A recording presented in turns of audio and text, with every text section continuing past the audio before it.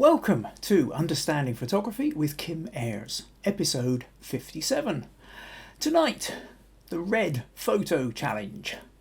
A couple of weeks ago on the podcast, or just after the podcast, I left a poll in the Understanding Photography with Kim Ayres Facebook group on colour. Which colour would people like me to talk about, to discuss in relation to photography? And the clear winner was red. So last week's podcast, I talked a little bit about red, its impact on photography, on our eyesight, on how it grabs our attention.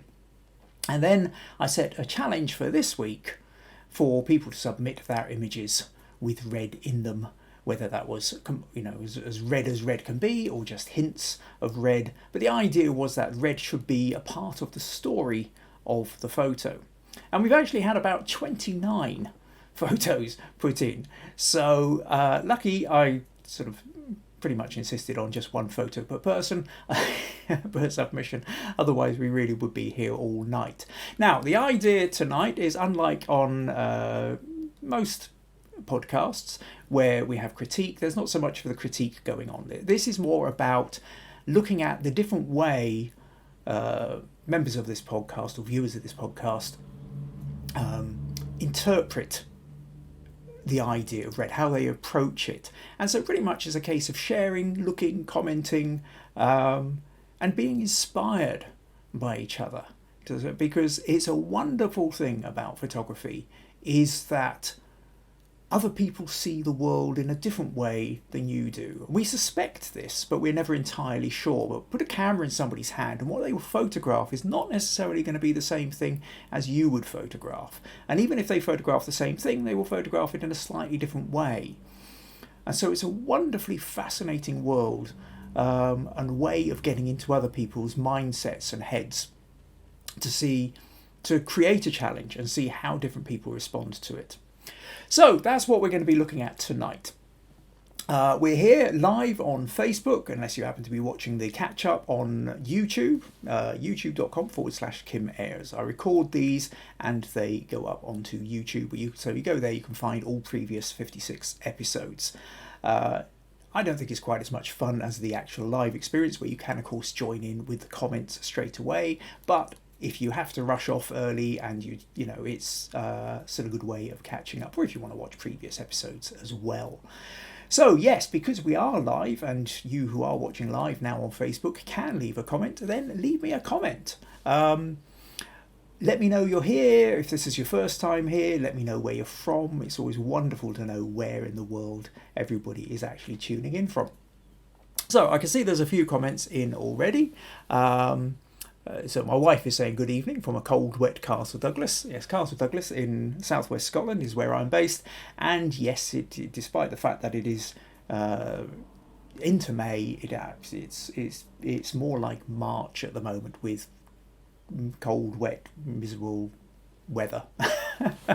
So Russ says, hi Kim, evening all from a sunny South Gloucestershire. Hope all is well. I'm glad you got a bit of sun further south then. Brian says, hi all.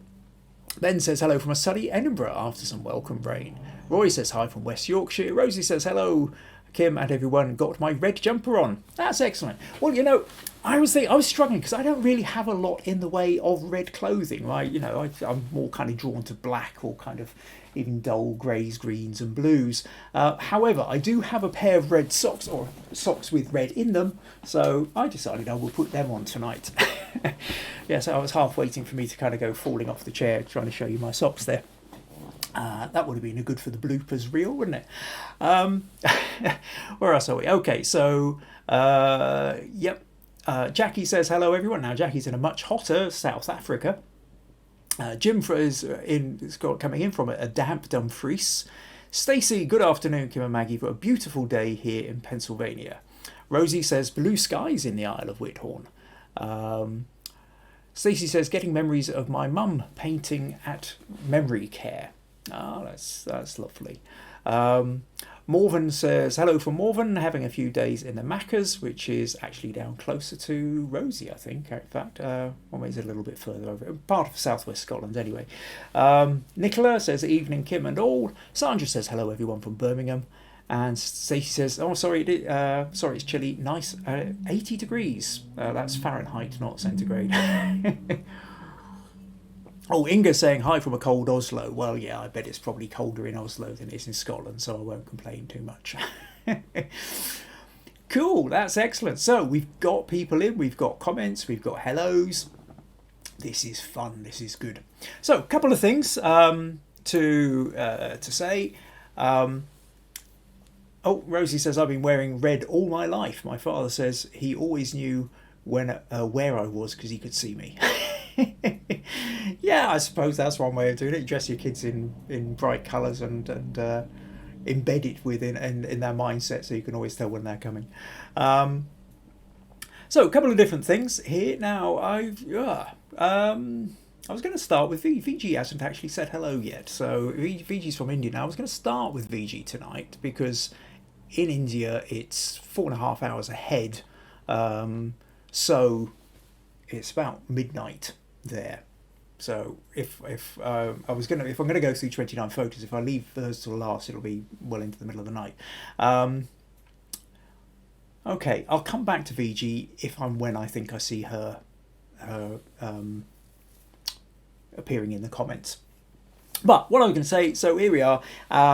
If you find these podcasts interesting, useful, entertaining, and would like to support them, then buymeacoffee.com/Kim Ayres is the place to go. It's not compulsory, but it is always appreciated.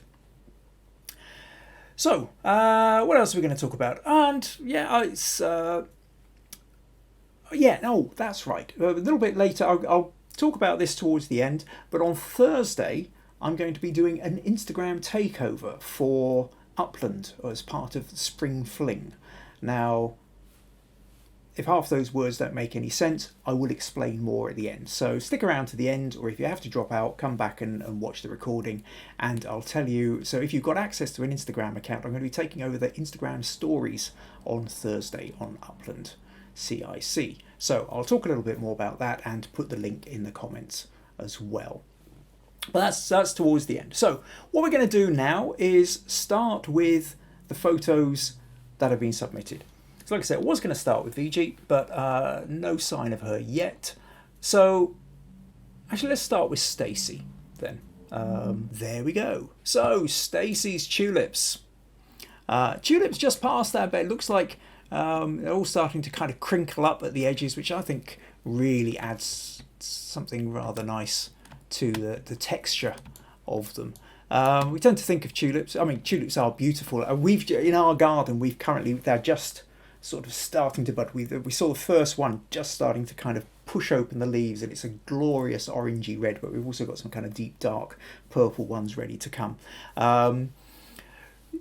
These ones have obviously been out for a little while longer, but Stacey says, I love seeing flowers in bloom. Spring brings out the tulips. These red and yellow babies are in abundance at Peddler's Village in Lahaska, Pennsylvania, which is a very rural area surrounded by farms. So yeah, I think if you're going to, when you're going for red, flowers is always a good starting point. There's plenty of red flowers about, a lot of the times through the year, and it sort of just immediately grabs you. And mostly flowers tend to have green stems. You quite often got them against green backgrounds. So the red-green, I was going to say clash. It's not really a clash. I think balance, harmony even. The red really stands out against the green. That's what I mean. So it draws your eye immediately. So that's why I thought that was quite a fun one to start there for Stacey. Now, what I'll do is I'll keep flicking back to the comments, probably after each photo, just to sort of see if anybody happens to have left any comments. However, I am aware also that I happen to be a good 20 seconds ahead of you. So quite possibly by the time you've seen this and commented, I might not have even noticed yet. So I'll be wondering why anybody's not yet commented. However, I will just flick back. Where have you got? Okay, right. So Stacey says, Stacey wears pink and bright colours, but sometimes it goes. My go-to sometimes is black. Okay, Inga says she likes this one. Stacey says thank you, Kim. Right, okay, so let's move on to the next one then. And let me just see. Oh, sorry, flick that over there. Turn this one. Sophie. Yes, so Sophie said, I called it Two Brides. It's one of a few candid shots I managed to take when hiking on Santorini. And Santorini's one of the Greek islands, for anybody who's not sure where that is. It's not one of the best of those captures, because at the exact moment the bride in red isn't posing, but actually just listening to her photographer's instructions. But for me it's the most natural. I feel the red here is not quite prominent enough. No Photoshop skills, still learning Luminar 4. That's kind of a bit of an ongoing conversation as I think Sophie's been talking about learning the editing skills. But no, what's quite interesting here is because, of course, you see this woman in the red and that's immediately what you see. And it's this notion that the red is what grabs the attention, always. And that's the power of red is over and above pretty much any other colour. It's the first one you see. So we see this woman in red, it's got a bright red dress, bright red lipstick, little red earring. But Sophie's called this Two Brides, and if we look over the shoulder, down sitting there on a rock, we have another bride, actually in the white dress, just sort of sitting slightly out of shot. So I like that idea of the two shots. Now, what would have been quite interesting, I suppose, if you're thinking about the way red goes, what would it have been like had those two been the other way around? What if this woman here had been wearing white and been at the front and been in the white wedding dress and therefore supposed to be the main point of the photo, but you'd actually had a woman in a red dress sitting on the rock over in the background? And that you kind of realise that had that been the case, your eye would have got dragged over to the red dress at the expense, if you like, of the woman in the white. So just to keep in mind, to understand that power of red to grab the eye when it comes to composing your photos and the way you decide to use the colour within it. Right, so thank you for that one, Sophie. So what else have we got here? Oh, Peter's come in. Hello from a cold and wet Annan. So Annan's also in Dumfries and Galloway. So we've got the cold and wet theme going on here in southwest Scotland. Stacey says, nice shot. Jackie says, beautiful red dress, Sophie. Rosie, love the red accents of the earrings and lipstick. Robertson, howdy from Texas. Sorry for being late. Yes, this is the point whereby essentially where everybody has to stand up for you to shuffle along the line, a bit like in a cinema, to go and find your seat. Anyway, glad you could make it, Robert. We've not touched your picture just yet, but it won't be too long, I don't think. So next up then, we'll go to Russ. Yeah, okay, so let me click back here. And we'll flick forward. So this was a fun one from Russ. So Russ says, hi everyone. So this is my entry for the Red Challenge. I shot this while out for a walk at a fairly well-known landmark in North Somerset called Crook's Peak way back in 2012. Not shot anything more recently. I think it's the kind of image that poses endless questions. Why is it there? Whose is it? Who put it there? How long has it been there? Does the owner know where they dropped it? Will they even come looking for it? And even now, many years later, did someone take it, or is it still there? I think it's just a fun image, and I hope you do too. And no, I think you're absolutely right, Russ. I mean, it is one of those things. Periodically, you could be out for a walk and coming across a coat or a gloves, and in this case, a scarf, and you'll find that somebody's placed them in a more prominent, easily found place, so that presumably if the owner does come back looking for the item, they're going to find it more easily.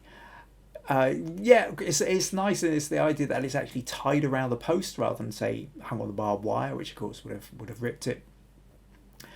And it stands out, so if anybody did come looking for it, they ought to be able to find it. Yeah, curious kind of thing. I think in the comments, Pat had put about the fact that she thought maybe there was even the possibility of it being like a remembrance thing, which is also possible. Sometimes you find items like flowers or whatever, where somebody's had an accident or died or something in a place, people will leave items of remembrance there as well. In this case, I think that's probably less likely. A tied scarf, it probably is a scarf that was found.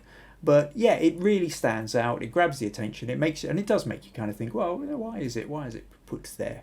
It's unless there was originally a snowman, it would have been taken just after the snows had melted, and somebody had a snowman built around the post, and the scarf was left there when it. Yeah, I suppose there's always different kinds of interpretations. So thanks for that one, Russ. That's a nice one. Okay, so what else we got here? Comments. John's come in saying, hello, Kim. Hi, all from Ohio. Morven's replying to Rosie saying she's in Garliston. Maggie says, I love the questions that arise. So many stories.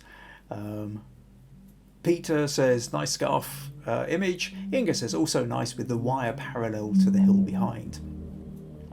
And Paul says, you're competing with the footy tonight, but one eye on each. Oh, well, for die-hard football fans, I know I don't stand a chance. So I'm quite impressed if you're just keeping one eye on me. So, yeah, we'll get to yours, I don't know, probably in the next half dozen or so photos, I think, Paul. And then you can probably turn your attention completely to the football. VG's here, says, hi, evening, friends. Well, that's good then, VG, because I was going to start with your picture tonight, and then realised that you hadn't yet said hello, so I held off. So I'll tell you what we'll do then. Let's take the flick back. Let's do VG's picture next. And actually, I think just to give a flood of comments here, which I won't read out, but I'm sure a few of you will want to put. It was VG's birthday on Sunday, so happy birthday to VG. So I hope you had a good one. Right, okay, so yes, VG's picture. Now that was fun. It was really quite an interesting one, wasn't it? So let me flick over here and show you this. So now, for some of you who have watched, who've sort of been with these podcasts for a while, you may remember there was a little bit back when there's a couple of times VG's put in photos from particular Hindu festivals, and there's where she's made these incredible patterns out of different kinds of powders, whether it's spices or flour or I don't know, all sorts of things really, as part of the festival. So this became another one. So what VG says is, I spent time on taking photos which had a spot of red in it, but was not happy with the results. Drawing attention to red is what was required out of this challenge. So I thought when two colours meet, one should remain in the background, enhancing the other. So I used white flour and drew the outline of a peacock. Though the feather should be semicircular, I made it completely spherical. The blues, greens and turquoise are the original colours of the peacock, but this challenge is about red, hence used red vermilion. The curves, paths, I thought should lead one's eyes to the coloured part. We call this type of patterns Rangoli, and without Rangoli, the festivals in India would not be complete. And in fact, actually, if you go to the Understanding Photography with Kim Ayres Facebook page and you scroll down and find VG's entry in here, in the comments she's put a link to the Wikipedia entry of Rangoli, or Rangoli, if you want to go and look it up. And it's fascinating. It's a whole part of it's not part of my culture. I didn't really know much about it, but there's quite a good explanation of all these different kind of patterns that are created and the reasons behind them as well. So being artistic on a couple of levels for that. So creating it and then photographing it and putting it in for the red challenge. So smug points. Yes, I think you deserve a couple of smug points for that, VG. Forgot about smug points. I'm sure everybody else who's already entered can have a smug point or two. Certainly, I think Russ's scarf around the post, I think, is definitely one. Right, okay. So thanks for that, VG. Now, here we go. Let's just see what comments we've got. Okay, lots of birthday wishes. Oh, Benedito says good evening all. And lots more birthday wishes to VG. And lots of thanks too. Oh, and Maggie says hooray for smug points. Oh, Ben, right. Oh, Ben's asking how big the Rangoli is. So that's true, actually. It's almost impossible to tell just from that photo. That'd be quite interesting. If you could drop that one into the comments, VG, that would be lovely. So how big, is that about, just sort of 6 inches big? Is it 2 meters big? What kind of size is that? Right. Okay. So next picture then I'll flick on to is Tom. I thought this was quite a fun one. Now, I don't know whether Tom will pop in later or not. But if we just go back, so that's VG's and this one. So Tom entitled this "Ce n'est pas un pomme rouge," which basically translates as "This is not a red apple." And what I like about this, what's fun about this, is referencing the artist René Magritte and his painting, a very famous painting called of a pipe, and it's the kind you smoke pipe, and it's titled "Ce n'est pas une pipe," or "This is not a pipe." So this is not a pipe, and yet it's a picture of a pipe. So so the Belgian surrealist artist was playing with that idea of, well, you can put a picture of a pipe and say it's not a pipe, but then it's not a pipe, it's a picture of a pipe. So Tom's playing with the same idea of saying this is not a red apple. The extra level he's got in is the black bowler hat, because Magritte also had some quite famous paintings where you had like somebody standing there, an absent head, and then a bowler hat. And it's a theme or a trope that's been much copied since. It becomes a kind of shortcut reference point. There's particular photographers I know who've done a lot of photos of somebody in a suit with a bowler hat, and usually there's an apple in there somewhere as well. So this one actually just not a person, but the apple in the foreground, the red apple in the foreground, of course, is what immediately grabs the attention. And then once you're past that, you notice the bowler hat in the background. So yeah, smug points for you too, Tom. I like that. I think it's a lot of fun. I like the idea that you can. I mean, if you don't know the history or the background, I think it still is. There's lovely lighting. It's good texture and intriguing. But if you get the reference, then you've got a whole new level of interest in it as well. So thanks for sending that one in, Tom. Right, what else have we got here? Stacey says, like the hat in the apple, it was in a movie. Robert says, wonderful idea, love the composition and textures. Inga says, open for stories and questions about the bowler hat and the apple on the floor. How did they end up there? Yeah, and that's it. That's the... I think that is... it's different kinds of photos. There are photos where you understand everything about it there and then. Then there's the photos where you have to look a bit further in order to understand, but there are clues. There are photos where you're never truly going to understand, but it's going to throw up a whole load of questions, which can be kind of fun to explore. And then there's ones where you're only ever going to understand if somebody sits down and explains it to you. So, but it's worth understanding that also with your own images. When you are putting your photos out there, how much of an explanation do they need, or how much do they stand alone in their own right? And it's not to say necessarily one is better than another. A lot of it's about context. If you are putting a photo in for a competition where nobody is going to be reading anything that's gone along with it, then having a photo that has to be explained obviously isn't gonna do as well as a photo which has the explanation clearly within it. Or likewise, a photo which references something else which not everybody is going to get the reference is likewise potentially not going to do as well as one where more people get the reference. But having said that, sometimes if you do a photo where not everybody gets the reference, those who do feel an extra level of enjoyment. So they actually appreciate the photo that much more because they feel like they're in on the secret, or they're in on the story, or even in on the joke.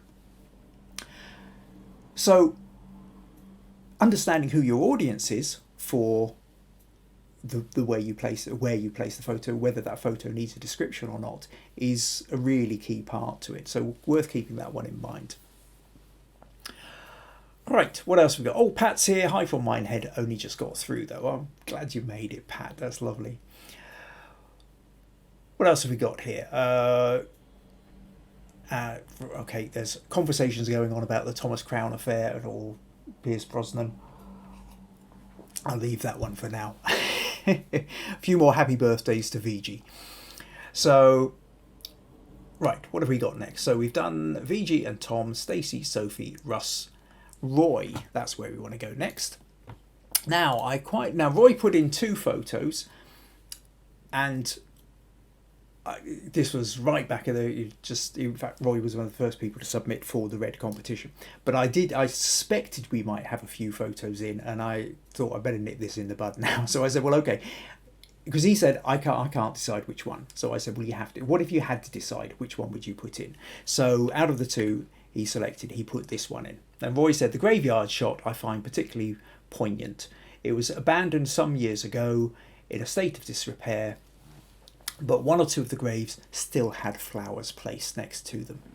And I think this is one of those where, again, it's got a really good use of red, as in the rest of the picture is greys and greens with a little hints of yellow with the dandelions growing, and that little bit of kind of wildness to it. You've got the ivy creeping over some of the gravestones as well. Some of them are tilted at funny angles.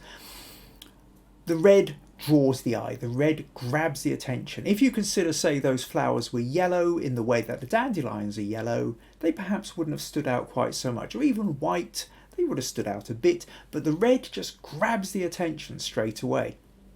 Now, this is one of those photos where, when I was talking last week about the use of red and sometimes the overuse of things like spot colour or selective colour, where what happens is people turn the whole picture black and white and then just have one aspect of it red.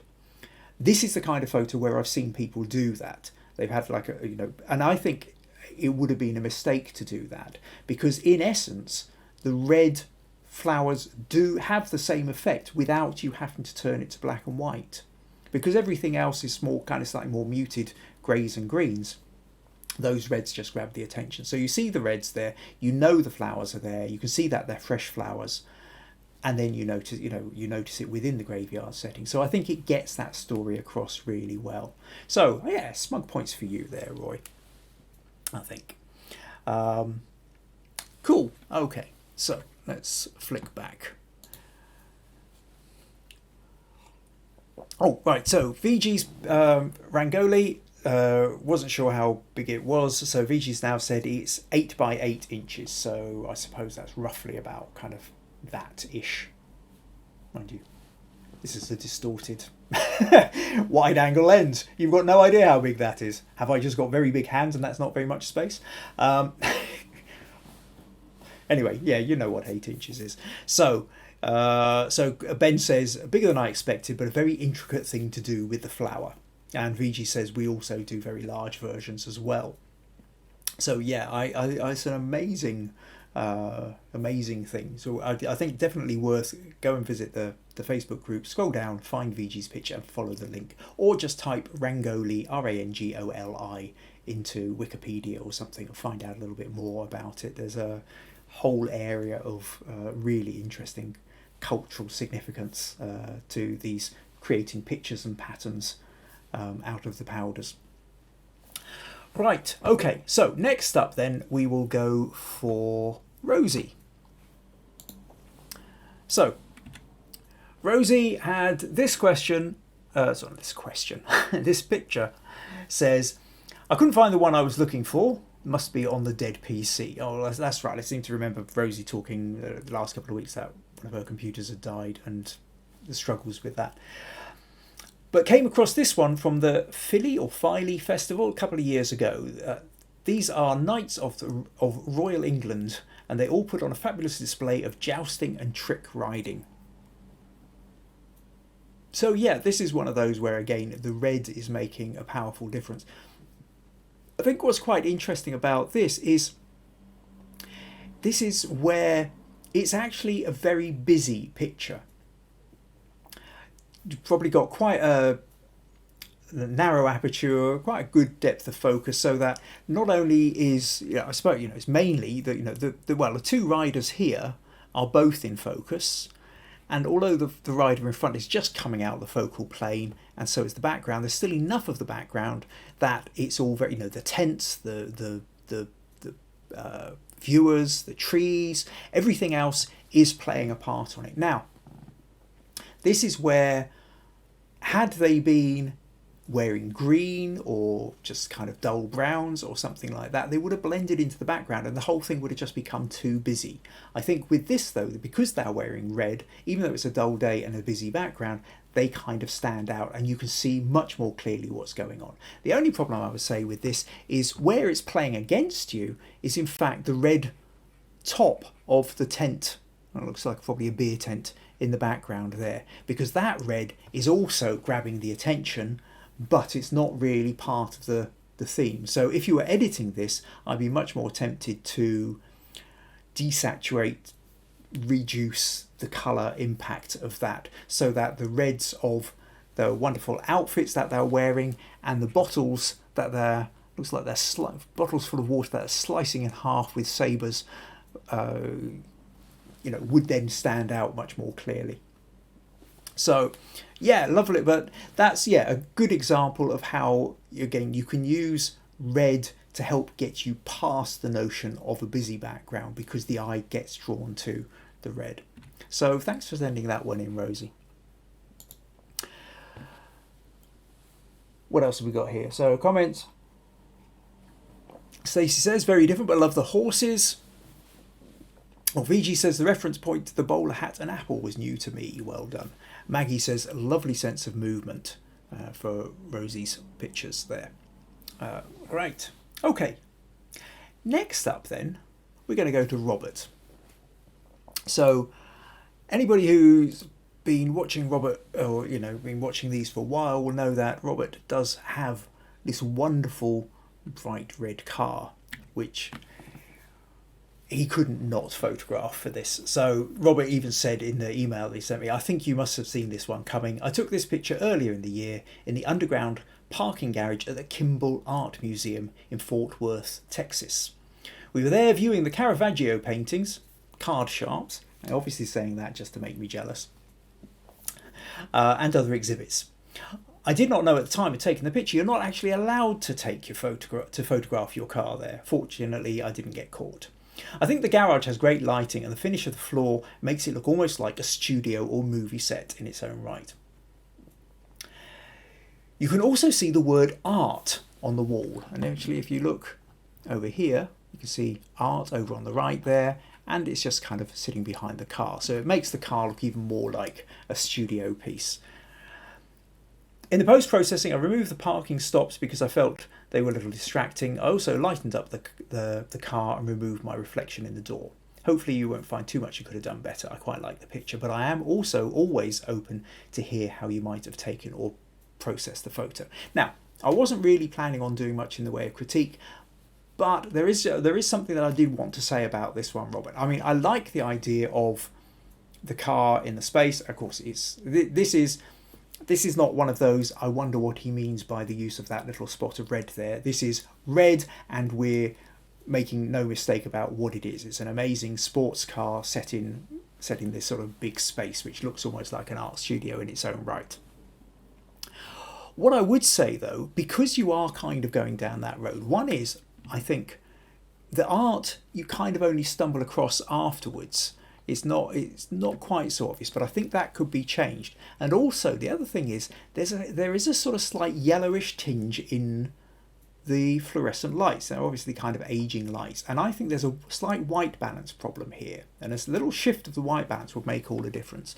And so what I'm going to do, although I wasn't really going to muck around with critique too much, I wanted to show you this, Robert, that if we drop this into Photoshop here, now if I then go, I'll take this into the quickest and easiest way of doing this, if you have Photoshop, is to go to Camera Raw Filter. I think other editing software, certainly the slightly more sophisticated ones, maybe Affinity, certainly GIMP, will have ways to balance out your white balance. Now, in Camera Raw, over on the right, in the basic section, there's a bit that says white balance as shot. Now, if I go to Auto, there, do you see that? It's whitened up. So you then suddenly realise just how sort of yellowish the ground was. And I think when you do that, now the red stands out even more powerfully. The white almost feels slightly cooler.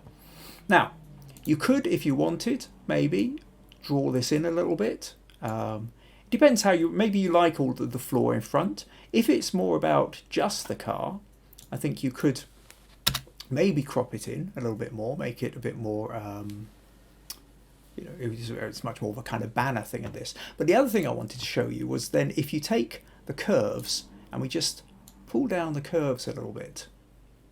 Now, the car has become too dark, but I like what it's doing with the car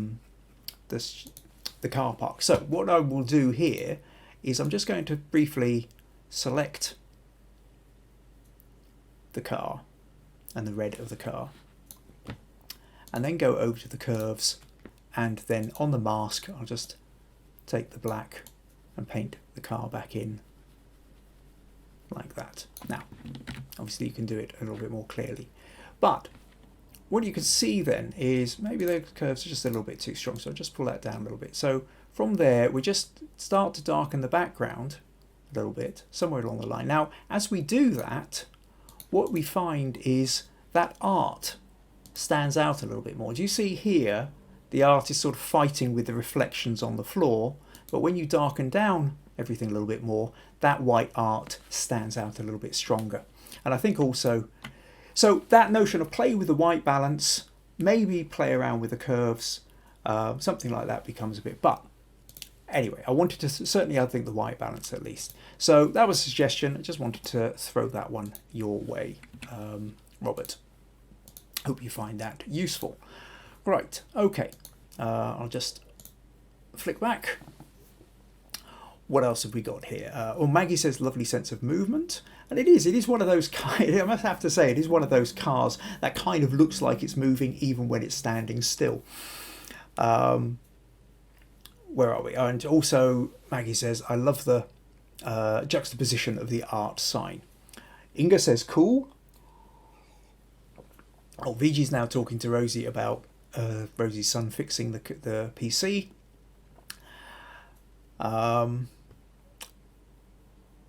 Right, and bits of comments going on there. Ross says, love the edit, Kim, brings some great atmosphere to the shot. Stacey likes the edit idea. Peter likes the editing on the car. Robert says, I agree about the white balance. When I did something like that, it felt like it looked more like selective colour. I didn't want to lose smug points. I like the darkening. We'll do that soon.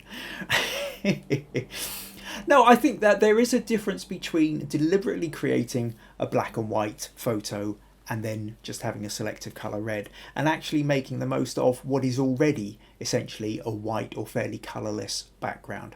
I think there is a difference in the fact that within that photo, even though it's, I've adjusted the white balance so it looks white, it still feels like a colour photo. So yeah, I wouldn't worry. If the whole photo works better, that's really what you're trying for. If it doesn't, then I wouldn't, In the end, it's does it work or not, really. That's the thing for all photos, is does it work or not. If you do an editing technique and it improves the photo, it's worked. If you do an editing technique and it doesn't improve the photo, then it hasn't worked. And there isn't really a lot else to judge upon that. I suppose there's different people's ideas of whether it's improved it or not. But first and foremost, do you feel it's improved it? And if it has, then good. That's you training your aesthetic, training your authentic voice for your photography. With each photo, we take photos and we are developing our style all the time. What we decide to take, what catches our eye, how we decide to edit it. The more we do this, the more our voice comes through in our creations. And that's really important. Fine, we can start off copying what other people do or deferring to other people's suggestions. And sometimes, it doesn't matter how advanced you are with your photography, it's always great to get feedback because other people can often see things that we've become blind to ourselves. But you are also perfectly at liberty to not accept somebody else's advice. Even if you consider them to be a much more experienced photographer, there comes a point where sometimes it's still a matter of taste. And for every photographer here, I'm not just talking to Robert, I'm talking to any of you looking at me on the screen now, developing a confidence in what you feel works for you is part of developing your voice in photography. So keep that one in mind. Okay, more comments. Jim likes the white balance edit. John says the white balance is essential. And VG likes the art standing out. Cool. Right, so next up then, Paul. So Paul has more vehicles and red. If you're going to go red, you can't do much better than a red fire engine, can you? And this one is, so what does Paul say about this? This is a photograph of we've got FDNY, so I presume that's the Fire Department, New York. Engine 54 on 8th Avenue in New York City. This was the worst affected New York firehouse on 9/11, nearly 20 years ago now. A whole shift of 15 firefighters were killed in the incident. It is just a fire engine, but there is a certain poignancy to actually standing in front of this firehouse. I guess this image may suffer from the fact that I know the story, but the image alone does not convey that.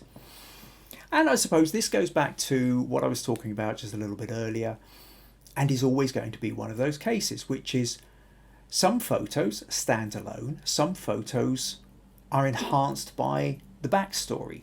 Some photos only make sense if there's a story that goes with it, and some photos are enhanced by not having a story, but by allowing the viewer to work out the story. And in this case, I think there's nothing wrong with that, Paul, with the fact that, yes, I would have just seen the front of a fire engine. The story you've given me now does add more to it. I now look at this in a slightly different way. And also then thinking about the fact of what it would be like standing in New York with my own camera in hand. I've not been to New York. It'd be quite fun. There's something quite exciting about that idea. And I think if I happened to be in New York and I saw a fire station there, I'd be very tempted to pull out the camera, take a photo of the fire engine as well. This one coming in very close, right up front, getting the numbers and the letters and what have you, and some of the details in the shelf or the box that kind of comes out, I think are really interesting. So you can go back to your football. You see, I don't play football, so I have to confess I don't even know who's playing tonight. But I presume you're watching because it's somebody you're interested in. So I hope your team wins. Right, okay, next on then. Let's flick back, just check see if we've got any comments. Stacey says, fire engines mostly in red. Some here are yellow, very rare. The caution of the emergency vehicle. Russ says, very impactful photo, even without the backstory. Yeah, it's one of those that certainly grabs the attention. And there are various, I know that sometimes you get various competitions which have front of a vehicle or something like that, and that would be quite a good one for that, I would imagine. Next up then, Nuria. So yes, so Nuria is put in this one. Now she is confessing that it's not, she didn't actually get a friend to dress up as Darth Maul or anything like that. So this is is part of Star Wars. Darth Maul being the bad guy in episode 1, which was episode 4 in terms of how they made them. If you don't watch Star Wars, it won't make any sense. But basically what happened is, Nerea says, I took this a few years back at Madame Tussauds Wax Museum in London. Here's a photo of Darth Maul with his red face full of anger. And the reason I chose this one is because my eldest is a Star Wars baby. And she was born on May the 4th. So unfortunately, I'll have to catch up on the podcast because I'll be busy celebrating her 16th birthday. Well, happy 16th birthday to your daughter, Nerea. May the 4th be with you all. And yes, for the fun of it, for those of you who hadn't, if you've been on Facebook, I think there's been enough different things flying about. But for those of you who aren't into Star Wars, May the 4th has become known as Star Wars Day because the saying in Star Wars movie is May the Force be with you. And May the 4th is just very close to it. So it's become Star Wars Day. So May the 4th be with you. So I did what I completely forgot about. Well, when I was setting the challenge and everything else, I hadn't thought about the fact that this Tuesday was May the 4th. Otherwise, I might have actually asked for a few more Star Wars references. And given the fact that the red is the colour challenge for this, the fact that Nuri has put in Darth Maul with his red face, I think is an added bit of fun. So thanks for putting that one in, Nuria. So, I just hit the wrong button there. So, yeah, Robert says, Star Wars, always a favourite subject. Stacey says, Phantom Menace, love it. And, Rosie's saying that her sister's birthday today. So, happy birthday to your sister, Rosie. There are lots of birthdays flying about today. Right. Okay. So, let's go on to, where are we? Next one. Nicola. So, Nicola says, this is my red challenge and another attempt at a self-portrait. So, this is fantastic. Nicola, until the self-portrait challenge, which we had a few weeks ago, Nicola had basically never pointed the camera at herself. Not really. So the fact that she then created this wonderful self-portrait, which gained a few smug points in the challenge, got a lot of good feedback, though she was very carefully half hidden by a broken glass door. This time we can actually see she's not hidden. She's, on her bike. So I think that's brilliant, Nicola. It's getting bolder with what you're prepared to do with the photography. Nicola is also a graphic designer, and so she has come at the photo with a graphic designer's eye as well, and she's made changes to the background and the colour balances, so that so it really becomes a powerful standout photo. So I really like this. And Nicola says, this is my red challenge and another attempt at a self-portrait. I wanted to get across that feeling of the eager anticipation / contemplation before going out on a run. I pushed it down quite a graphic style, but I like how the red on the bike evokes a certain feeling of danger, and the background is almost dreamlike and quite pacifying. And I think you're absolutely right. First of all, the low angle, the fact that the camera is probably right at road level, that you've sort of, I'm guessing you set the timer to go off and then run around and got into place.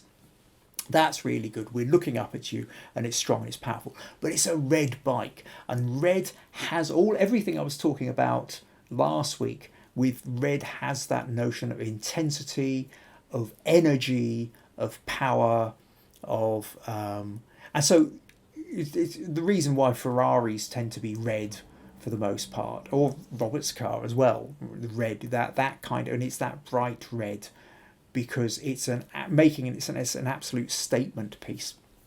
So having the red ready to go out on the bike, that notion of energy and speed and potential danger as well. But you're right, the blues then, having that in the background, create a real softness and contrast with that.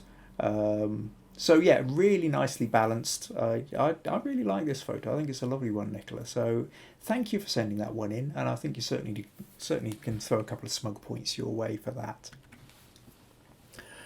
Right, what else? Let's quick check of the So what have we got? Oh, it's Stacey's mum's birthday on the 6th in a couple of days. So Stacey's mum will be 91. Well, happy birthday to Stacey's mum. Sandra says, cool, like the pose on the bike. Stacey says, I took a photograph of a motorbike, looks good. Now, well, maybe that's one for submitting another time then. Inga says, red vehicles are potent, powerful and dangerous. And Maggie says, I like the echoing red in your leathers too, Nicola. VG, Nicola, lovely. My car is the same colour, bright and strong. Robert says, the blues are otherworldly. And Nicola's saying, thank you, Kim and everyone. And Jackie also has a red car, just a small little one, though. Cool. So, that one went down well. Right, next up then. Oh, this is a very different kind of photo to the last one. Oh, no, sorry, I'm leaping forward. No, well, this one's still very different too. This is from Morven. So Morven originally put in a photo of a tulip that was more purple than red. So I kind of questioned her slightly on it because although it's one of those breeds of tulip that would be called something red, it really did kind of feel purple. And for this challenge, the whole point of it was it's about red and how much of an impact red has on the eyes when you're looking at them in a photo. And with the caveat of here that if you happen to be red-green colourblind or even full-on everything colourblind, then I guess it probably doesn't have the same impact. However, so Morven says, well, when I asked her about it, she'd also put into the comment, having spent the morning running around my garden with a pot of red food colouring and a toothpick. And Anyway, I was dead curious about this, so I had to ask her what she meant with what she was doing with the toothpick. So her response was she was trying to dye some flowers in the garden. The toothpick was so it didn't look like a murder scene. Failed at every level, she said. So I thought, it's just got my curiosity up so much to think of Morven charging around with some red dye and a toothpick. And I think that would have made an interesting photo in itself. You know, a photo of Morven with the red dye and the toothpick trying to do something. Would have been harder to set up, I suppose, if you're doing a self-portrait, but that sounds like fun. Anyway, having decided that the purple photo wasn't necessarily, she resubmitted and put in these wonderful red poppies. And I love the black spots on. I'm guessing these are a particular breed, a particular kind. I don't know my flowers or my Latin names or anything like that. All I know is bright red flowers. And I think the purple is just a nice little kind of extra. It doesn't dominate or interfere. It just sort of softly, it kind of softens it a little bit. I mean, you've got the bright red and you've got the green, which the red is so often against. But I think that little bit of purple just adds a little kind of softness, tones it down a little bit, which is rather nice. So yeah, thanks for sending that one in, Morven. So what else have we got? Rosie says lovely vibrant poppies. Maggie says ladybird poppies. If they're called ladybird poppy, that would make perfect sense. And Peter says nice mix of poppies and catnip. Is that what the purple stuff is? Is it catnip? Is it? Okay, well, this is me absolutely ignorant of garden stuff, so it's good to know that there's others out there who can enlighten us all, particularly me. Right, okay, so next up then we have Michelle. Now this one caught me by surprise. So Michelle says, the Berkeley Hunt runs through Thornbury Town, a small Thornbury Town in South Gloucestershire, every Boxing Day. No fox involved.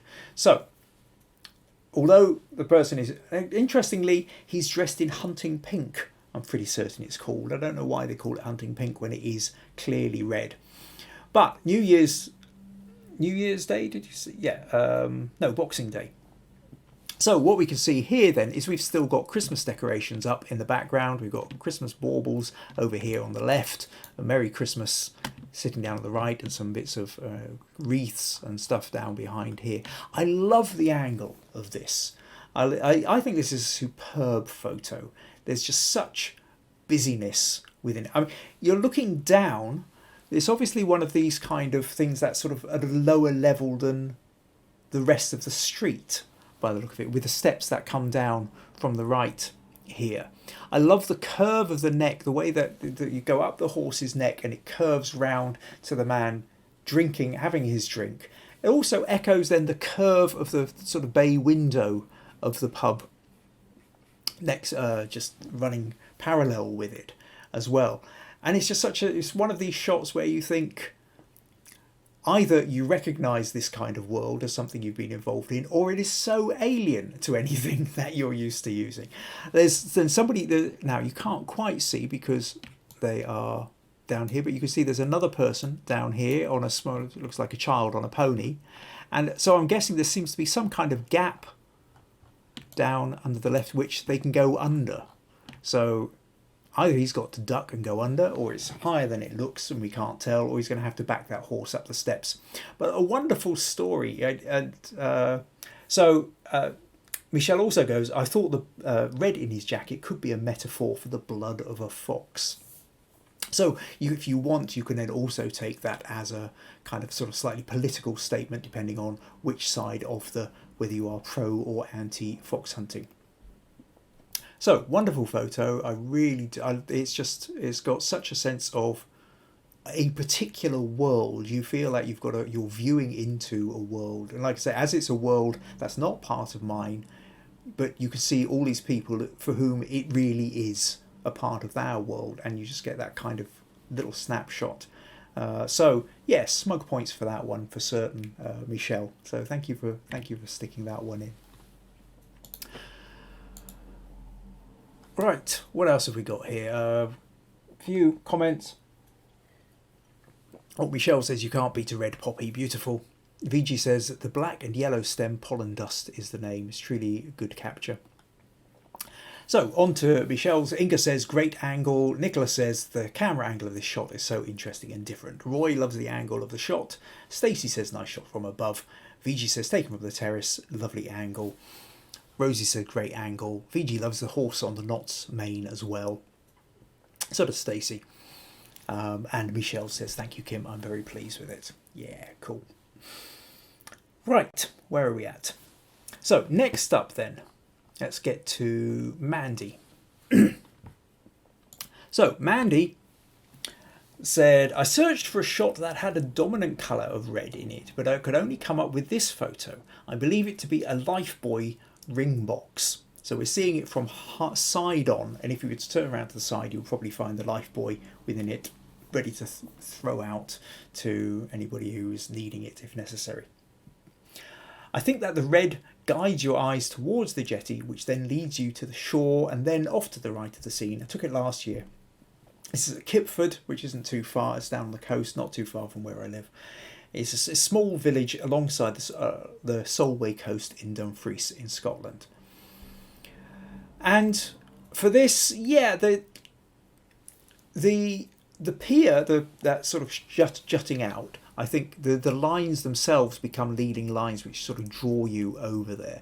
The red then does catch the attention, and it sort of reinforces that idea of drawing your eye in this direction first, but then because the coast heads out over to the right, that in itself, because it gets narrower as it sort of drifts down to a point, it becomes like a big arrow pointing. So what happens is you've got one arrow drawing you up this way and then another over to the right. So you naturally kind of come in on the left, hit the coast on the other side, and then drift over to the right to take that photo in. Lovely little bit of texture in the sea here as well, where you've got, I always find these quite fascinating. You can have sort of like tight little ripples, and then sort of patches where the ripples just get a bit smoother, and you get those little bits more of reflection coming through, and there's a lovely diagonal coming up from that. So looks like a cool, crisp winter's day, judging by the fact there's no leaves on the trees, and it's got a particularly kind of blue, cool feel to it. So yeah, that's a really kind of fun. And I think the landscape crop of that works pretty well as well. So thanks for sending that one in, Mandy. And Stacey says that's a pretty scene. Right, next up, oh yeah, so I'm going to show you here Maggie, yes, my wife Maggie was getting she. Matt, now for those who don't know, Maggie is an artist. You can at any point go and look up Maggie Ayres, spelled the same way as me. And maggieayres.co.uk is her website. Maggie creates amazing abstract art. Now, I think it's amazing, and of course I'm going to say it's amazing, and you're going to go, well, you would say that because you're a husband, and of course I'm going to say that, but I also happen to think it's amazing, as well as the fact that I would say that anyway. I'm stuck here. You're either going to think that I'm, I lose either way, but I believe her work is amazing. However, she wasn't going to be putting in a picture of a red painting, but she did want to play around with some red paint. And I must admit, I like that. There's a beautiful kind of texture to the paint, which is what Maggie was after. So Maggie's comment on this was, I love the physicality of the oil paint and painting. Buttery, unctuous textures. And that's what I wanted to capture. And there's sort of such a sort of sense of, there's a physicality. You can almost imagine the feel of it in your fingers. You can kind of smell there, and as the two colours sort of start to mix together, you've got these sort of wonderful textures running through the different colours of red within it. So yeah, if you're going to do red, you've got red paints and the mix of the red paints. So, what's also for me is a little bit more interesting, or another added dimension as well, is the fact that Maggie very rarely uses red in her paintings. A lot of the paintings feature a lot of blues and greys. Sometimes there's accents of yellow or orange. Now, there are one or two paintings Maggie's done where the red features strongly, but it's quite rare. So it's interesting to see the notion of sort of going to that idea of the red paint.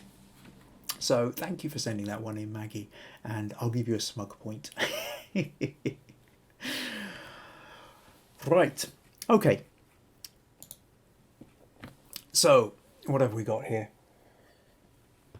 Oh, a couple. Yeah, Ben saying, if only we could smell the oil paint too. Jackie says, really fantastic image, Maggie.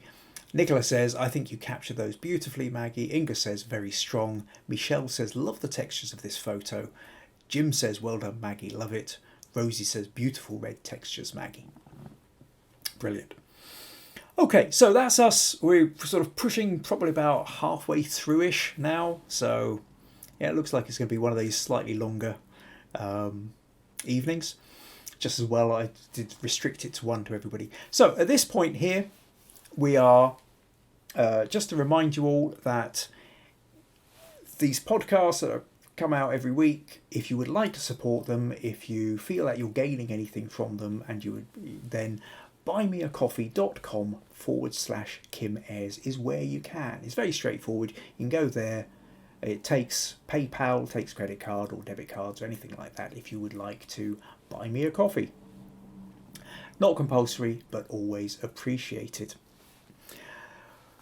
Okay, more comments in. So Vici says, this one is terrific, Maggie. I love using oil and canvas and the smell of turpentine. I feel like squeezing some paint and photographing immediately. Stacey loves the colours of the paints. Benedito's calling me a creep. Maggie says, thanks very much, everybody, for the comments. Okay. Well, Benedito, if you're not going to try and stay in the good books of your wife, you've probably got a bit of a problem with your marriage. So, right, okay, let's go on. So, Kirsten next. Let's flick back to here. What do we get? So it's Maggie's. There we go. So Kirsten's says the red shoe. So quite a small picture. So the comment is a random red shoe on Carrick Shore. So Carrick's another bit of the Solway coast down here. So I get that. I mean, this is the kind of thing where you're out for a walk, you're going, and suddenly there's just a random object happens to be sitting on the rocks. At this point, from Kirsten, it's a red shoe, and she's just taking a quick shot of it here.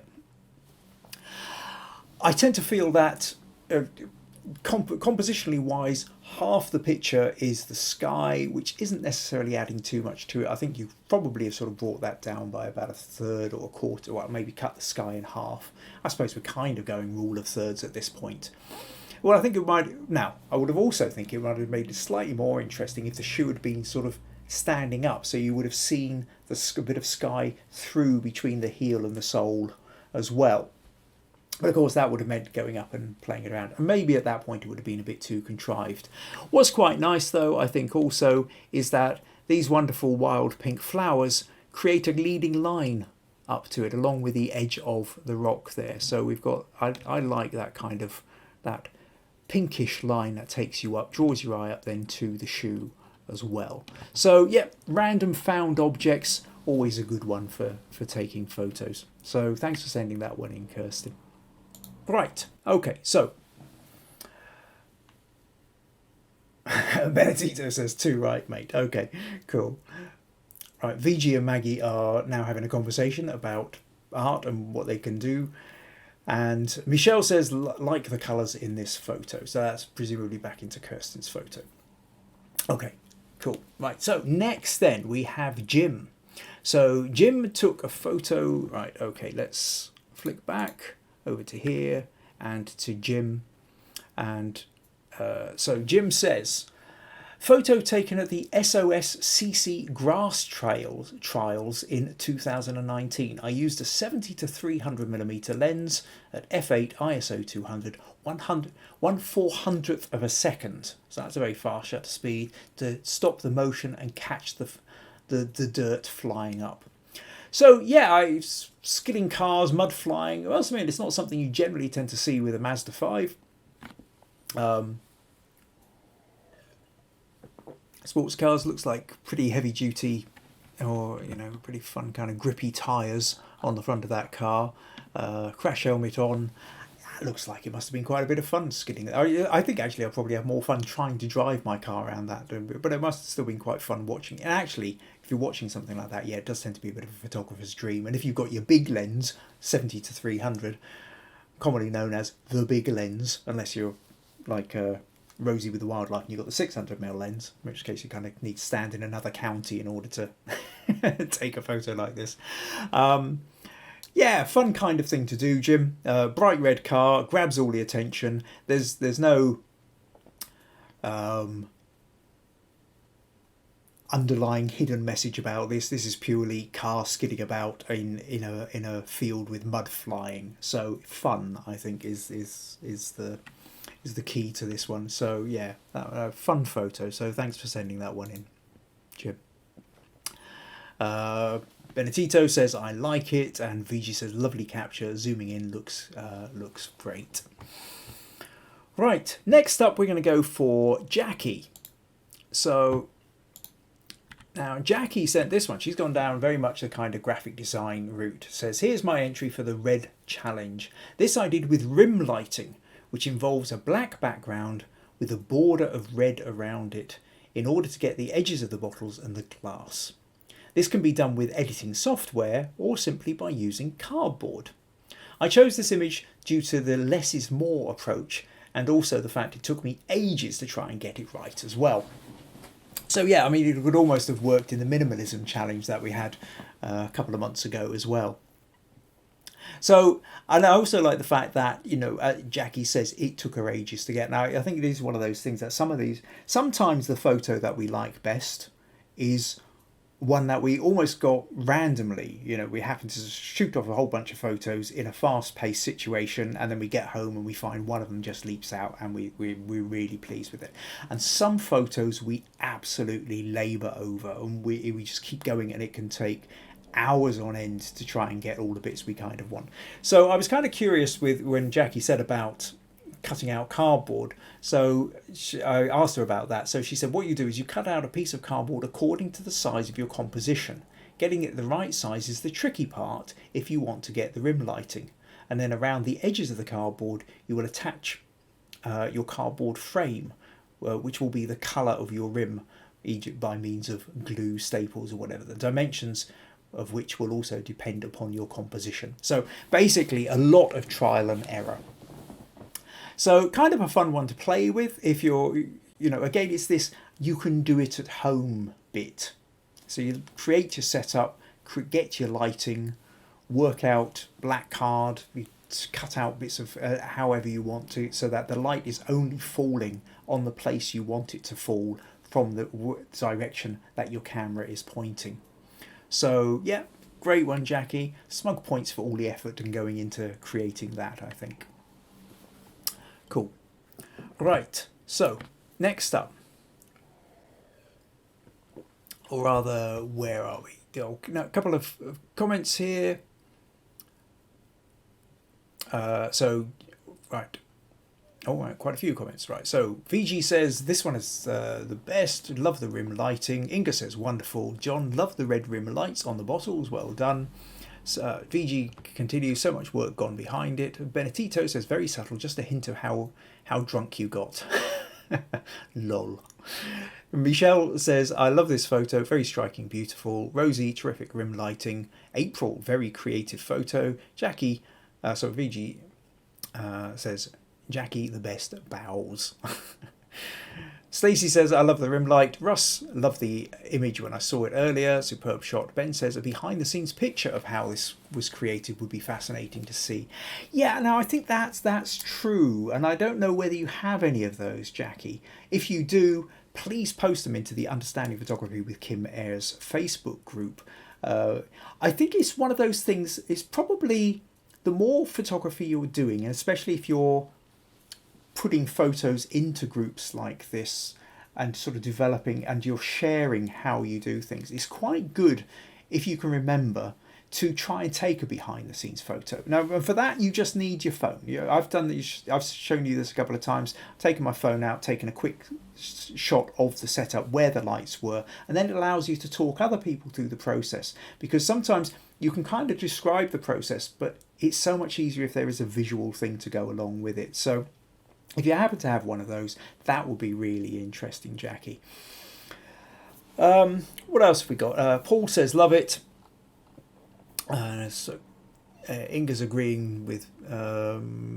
Rosie says, I agree with Ben, it would be very interesting. And Jackie saying, thank you so much, everybody. Excellent. Right, okay, next photo up then is Inga. Now, Inga got really creative here with soda water and a melon, which I must say I got really caught up with as well. I like this. So sparkling melon. She says, put some watermelon into soda water to make this one really shine and pop. Now, this one was done with an iPhone X. I had a great time with my iPhone and a Fujifilm X-T. Buon appetito.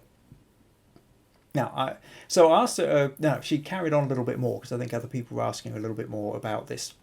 So I've done some experimenting with photographing subjects in water or ice blocks. And of course, that's another thing you can do as well. It's one of these things where I don't think anybody's put anything in of this, but sometimes, you put objects, whether that's leaves or pine cones or food or fruit or anything like that, into a tray of water, stick it in the freezer overnight. The following night you've got it frozen into a block of ice. That then gives you potential for playing around with a whole bunch of different photo ideas, whether it's macro close up or you want to then break up the ice and have little things kicking about. So yeah, that kind of idea is another fun one you can do at home. She goes on to say, I find it hard to get the focus right with my mirrorless camera because the subject, of course, will be less sharp. And that is one of those things. If you've got it in ice, then yeah, trying to find, you might have to go over to manual focus to play around a bit more. But it's actually easier with the iPhone. And that kind of ties back in with one of the things I was talking about a couple of weeks ago, I think, I think it was when we were looking at the VG's picture of looking through the tape measure, for those of you who remember that, and that actually the phone was the easier, quicker way of doing that photo than it was trying to muck around with your DSLR or your kind of larger camera. So, and the sophistication of so many mobile phones now, especially the later ones, and your iPhones and your Samsung Galaxy and what have you, anything made in the last 3 or 4 years, certainly those just that have come out in the last 2, the cameras are quite incredible on them. So if that's able to give you the better photo, then use that. Remember, I think you again is a little going off on a little tangent, but it's worth saying again is you don't have to get snobby about the equipment you use. Yeah, it's great having a good camera, and a good camera under most conditions will get you a better photo, will enable you to do more. But there are times when actually it's not necessarily the best tool for the job. Sometimes your phone will actually work better, and that's okay. Now, if you need this photo, you're being commissioned for this, people are paying you chunks of money for this photo is then going to be blown up to the size of a billboard, and then maybe your phone isn't quite good enough for that. And there is sometimes also a certain expectation that comes from the client that they're not going to feel like paying you very much if they just see you whip out your phone to take a photo. So sometimes you have to look like you've got the right equipment, even if you then sneakily take the photo on your phone when they're not looking. But sometimes the phone is the right tool for the job. And you have to be careful. Sometimes it's very easy to get caught up in that notion of every photographer is going around eyeing up other photographers' equipment and suffering from camera envy or lens envy and thinking, oh, if only I had that, I could take photos like they could. And it's not. A camera is a tool. A camera is a tool to help you get the picture. And sometimes a phone is a better tool for it than a big camera. And sometimes the big camera is the better tool for it as well. But it's the idea that just understand you're needing the right tool for the job, and not to feel that there is something inherently better just because you happen to have a particular make of camera or a particular price that you paid for the camera. The creativity and getting the photo right is the more important part of this in most cases. So the fact that your iPhone worked better, then that's great. I'm glad you used that one. And what she also, funnily, Inga says, with the watermelon, I also tried to have the upper slice above the soda water so it to create more depth and variation in the texture. And I think that's true. I like that. I like the fact that the water, so the lower one is just under the fizzy water, and this one then you can just sort of see the line here where it's starting to poke above. So you're getting a little bit more three-dimensional texture into that space. So lovely bit of texture there. That red really grabbing you, but offset beautifully with those green curves as well. So yeah, smug points for you, I think, Inga. Right, let's check the comments. And we have Jackie says, never done that before, but we'll do it from now on. Yes, because Maggie also said behind the scenes photos is a great idea for a lot of these. Yeah, and again, Inga, a little behind the scenes photo would be fun. So yeah, I mean, unfortunately, chances are most of you are going to forget this. I will forget this because I'm thinking, but I think it is worth thinking. Let's try and get into a habit of behind the scenes photos. If we've got a particularly complex setup, if we are setting up something, whether it's, fruit in a bowl or bits of cardboard and lighting, if you're sticking, and it also makes it slightly more interesting and easier for me perhaps with the critique section, if you're putting photos in for critique as well, is if you can show me the setup that you had, that will give me an awful lot more insight into being able to come up with ideas of helping you get past your sticking points as well. So certainly it's useful for critique, but also when we're doing these challenges and sharing information and ideas, then it's also a great thing. So when you can remember, try and do the getting a behind the scenes photo. And I'm saying this out loud to try and remind myself to do that as well, because I'm pretty bad at it. So I'm so focused on getting the photo that I tend to forget that I really ought to do some behind the scenes ones too. What else have we got here? Yeah, John says, another very creative shot. Maggie says, really makes my mouth water, suddenly very thirsty. VG says, Inga, the way you place the slices of watermelon and those tiny bubbles, the photo is crisp and good enough to eat. April says, I can see this picture at a restaurant, very good. Robert says, I need to step away and have some watermelon. April says, April replying to Michelle, Michelle replying to April, yes, April, that's what I was thinking. No, actually, I'll avoid the ones where people are replying to each other. VG says, raiding the fridge here at 1:18 a.m. Inga says, thanks a lot. And Inga says, I did some shooting with yellow tulips into an ice block and let the sun come through from behind. Very cold, but a fun experience. That sounds interesting. That does. Yeah. So if you froze the tulips in an ice block and then put it up and had the sun coming through from behind. Now that sounds like a fascinating idea. So yeah, that's maybe one for everybody to try. So thanks for that idea, Inga. That's a good one. Right. Okay. Seeing that looks like the connection seems to be getting a little bit slower here. I've got red over there. My metrics are telling me it's going down to about 11 frames a second. Right, I hope this doesn't start freezing anytime soon.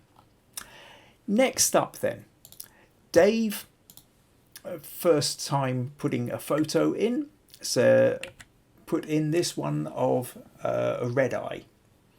So I think it's after Paul has said looks like a black crowned night heron, and later on I think Dave confirmed that it was indeed a night heron.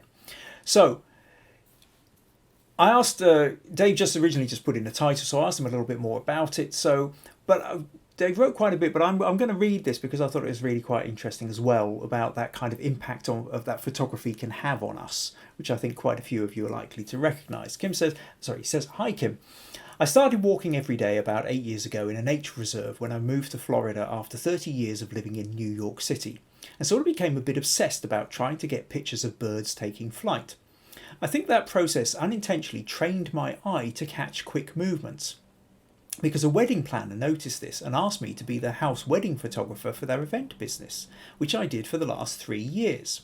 So I owe a lot to the birds because they really helped me to learn to take good pictures in fast-moving events, where before doing that, and studying almost 1,000 YouTube videos, they were mostly pretty poor. This night heron was occasionally a visitor at the park, and even though it's not a wow picture for me, it still means a lot because of all those bird pictures led to my developing my ability and my love for photography. It's amazing how we fall into things into an unexpected way sometimes. I probably have well over 1 million, mostly bad and blurry, bird photos from those walks. I wasn't trying to do photography, it was just a fun game back then. Once I started to get paid and realised the sacred responsibility to take people's wedding photos, I realised I'd gotten in deep thanks to those birds." So I think what I love about this is it points to Dave's obsession with it. He starts off going for walks, takes his camera, gets in to take, and the obsession takes over. And it's one of those things I think we've talked before about that. I think the one thing, when we look at all the people who are regularly commenting, here we are, a wide range of time zones, countries, cultures, backgrounds, age ranges. The thing that unites us isn't just photography, it's obsession with photography. At a level where most of our friends don't really get it. Or most of our family don't really get it. They might nod and give us the equivalent of a little pat on the head and say, "Very nice, dear." But anybody here watching this kind of gets it. Is that notion of it, where the photography takes over at an obsessional level. And the idea that he's possibly got 1 million photos, that's a lot, big number. And actually, maybe it isn't. No, you could quite easily, over several years, taking a lot of photos. But it's that notion also that it started out as I'm taking photos of birds because I'm finding this fun and just interesting and out on my walk. But it developed the skills with the camera. The notion, it's the doing it which makes you better. You can watch all the YouTube videos you like, and certainly YouTube videos come in really handy for giving you guidance as to things to do, or if you want to learn how to do a bit of editing. But nothing beats taking the actual photos. I can't remember which famous photographer it was, whether it was Ansel Adams or Cartier-Bresson, but anyway, one of them said your first 10,000 photos, your worst. And this was talking about analogue days when, 36 or 24 photos and that was your film used up. probably these days of digital, you say your first 100,000 photos are your worst. And it's true, there's a level at which you just keep taking photos, and the more you take, the better you get, just like anything else. The idea then that the taking photos of birds got him into noticing quick moments, being able to sort of pin things out, see the bigger picture and zoom in on what was important, was then actually became a transferable skill, so that actually when Dave started doing wedding photography, all those skills came into play. And I think if you're doing the kind of wedding photography which is like that fly on the wall kind of thing, I've often said that that kind of photography, a bit like street photography as well, is quite a lot like wildlife photography. You are an observer. You're trying not to spook the very thing that you're photographing. You're trying to move around quietly and just observe, not be seen, but take the interesting photos. So I can see exactly how those skills will become transferable. So thanks not just for the picture, but for filling me in with a bit of that backstory, Dave. I thought that was really quite interesting. Right. Comments. What have we got here? Inga says she can post one to the Facebook wall of the tulips in the ice. That would be fantastic. Would love to see that, Inga. Thank you. A couple of people. Roy saying yes, please. Robert says the bird looks like it's lit from the inside. Yes, with the red eyes. Yes, it's quite weird that. You don't see many birds with red eyes. April says, I love Florida. So much awesome nature. Stacey says, memories of my days in Florida at nature parks. Rosie says, birds in flight are a real challenge. I've been practicing with back button focusing today on the beach. Oh, back button focusing is a whole area in its own right. I'm not going to go into that one now. April says, Florida is a photographer's heaven. Rosie says, my husband is great. He always gets out of the way when I raise my lens. He's been hit too many times. Now he understands my obsession with birds. Yeah, sooner or later you learn. Yeah, pain is a great teacher. Right. Okay, where are we at then? So we've done Kirsten, Jim, Jackie, Inga, Dave, Brian. Okay, let's flick over to Brian. So Brian, this is one of those I was out and I noticed kind of shops. Brian says, it's taken at Burghead Harbour. Fish boxes stacked neatly for the next trip. And yeah, this is the kind of thing where you happen to be out for your camera. You don't go looking for a photo like this. It just, you're going along. And again, because of the red just leaps out at you. You could be almost anywhere in that harbour, anywhere where that little bit of red's it's just going to grab your attention, and your photographer instincts are going to go off and go, ooh, something over there. I must go and take a look and take a photo. All these fish boxes stacked and ready to go. A handful of blue ones, which is quite interesting. It does really offset the red. And if we remember, do you remember, for those who were watching last week, when I had the coloured splatter on the red background, how much difference it made depending on the colour that you had. But that notion of, instead of just having a complete red, that you had other colours to offset it. And interestingly, I think those little blue boxes really do make a difference. They kind of make it even more real as to what they are. You know, it sort of draws your attention to the fact that you've got all these red boxes. If it's just, all you've got to do is think if those were the same colour. In fact, actually, probably shouldn't do this, but I will do anyway. Let's just open that in Photoshop for a moment.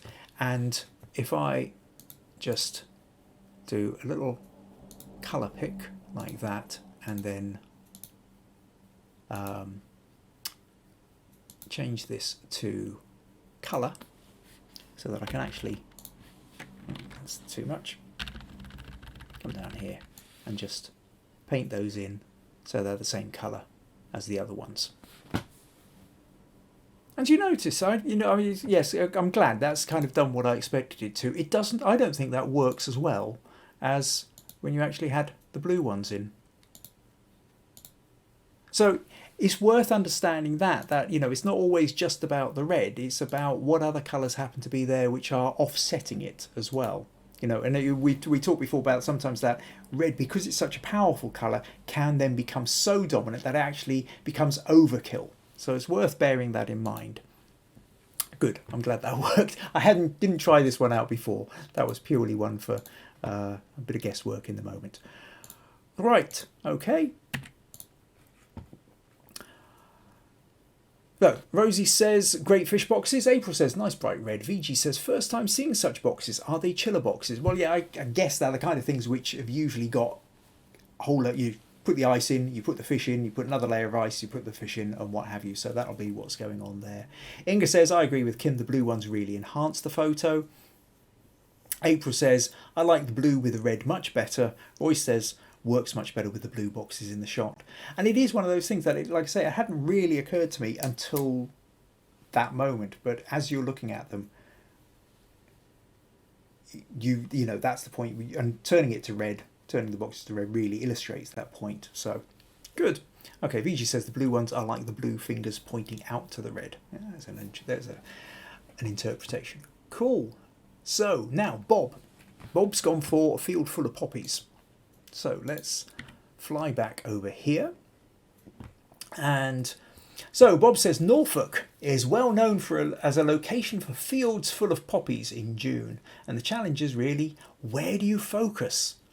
So when you've got and there's a point, you know, if you've got a field absolutely full of poppies, what do? Do you zoom in on one?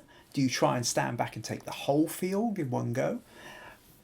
Here I tried to balance the story of this field full of these beautiful flowers with the need to have a point of focus.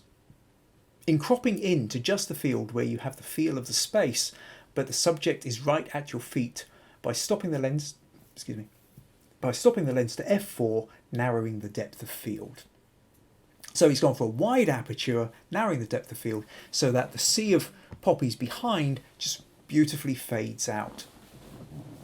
So the fact that everything's red, but it's red punctuated, you've still got the green there, so it's not totally a sea of red. The green offsets it nicely.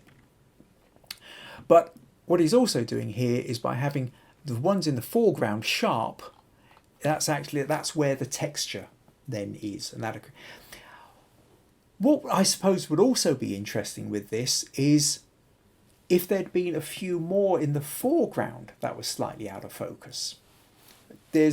Because sometimes where you decide to place that focus can also have a bit of an impact. So sometimes you want to have the thing in focus right at the front and everything else blends out. But sometimes it's quite interesting if you have the bit in focus just back from the front and you have a little bit of blur in front of you, then you've got the sharp bit, and then you have the rest of it going out as well. I'm not saying for definitely that it would work with this photo, but I think if you find yourself back in that situation, again, worth playing with a little bit just to sort of kind of see what happens. But yeah, really bright red and red poppies, nice summer photo. So many thanks for sending that one in. All right, comments. Okay, Brian's saying thank you for the comments with the blue boxes, and VG says lovely. April says beautiful flowers. Maggie says beautiful colours. Benedito says nicely picked subject. Inga says love the shallow depth behind the poppies in front. Oh, was there a tiny bit there? Yeah, I think there was maybe a little bit. Michelle says I love the field photos of poppy fields. It creates an atmosphere, good and bad. Of course, yes. There's all the other references to poppies as well. Right, so next up then we're going to Benedito. So Benedito had spent a lot of time cleaning up a car. So Ben says, I found choosing a subject very challenging, and having chosen my subject, getting the exposure right was challenging too. Oh no, sorry, wrong one. I'm reading Ben, not Benedito. Shouldn't have put you next to each other alphabetically. Right, sorry. Benedito says, I should not be pleased with entering this. I spent 2 days removing the cobwebs from the partner's new car, which is red. But I'm so sick of seeing red now. But a chance to find interesting within the subject was a good 15-minute break from the polishing and waxing. Now, Benedito put in 2 photos. There was this one, but he also put in another one of scratches on the surface. It was a closer in, you couldn't, but you could see kind of polishing the scratches into the red paint. he was saying, I was trying to capture the tiny scratches, which proved not as easy as it seemed. You have to get the light source, in this case the sun, just out of shot. Whereas the second photo, which was this one, is more typical of your brochure image.